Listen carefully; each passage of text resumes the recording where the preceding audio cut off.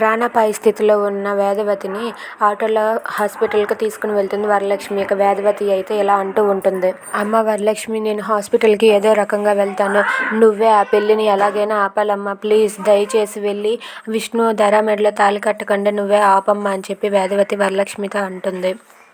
ఇంతలో అక్కడ పెళ్లి దగ్గర అయితే పెళ్లి పూజ జరుగుతూ ఉంటుంది. పూజారి గారు నాయన తాళి కట్టు నాయనా అని చెప్పి అంటారు. ఇక విష్ణు అయితే మా అమ్మ ఎక్కడ అని చెప్పి అడిగేసరికి ధర ఇలా అంటూ ఉంటుంది, ఏంటి విష్ణు, మీ అమ్మ కోసం ఎదురు చూస్తున్నావు, ముహూర్తం దాటక ముందే నువ్వు నా మెడలో తాళి కడతావా లేదా అని చెప్పి ధర అడిగేసరికి విష్ణు అయితే ఆ తాళి తీసుకొని ఇలా లేచి నిలబెడతాడు. ఇంతలో వరలక్ష్మి అక్కడికి పరిగెత్తుకుంటూ ఆ పెళ్లిని ఆపడం కోసం అని చెప్పి అక్కడికి వస్తుంది. ఇంతలో విష్ణు ధర మెడలో ఇలా తాళి కడుతూ ఉండగా వరలక్ష్మి అక్కడికి వచ్చి అక్కడ జరుగుతుందంతా చూసి ఒక్కసారిగా షాక్ అయ్యి అలా ఉండిపోతుంది. ఏంటి విష్ణు గారు ధర మెడలో తాళి కట్టేశారు అని చెప్పి వరలక్ష్మి అయితే అనుకుంటుంది.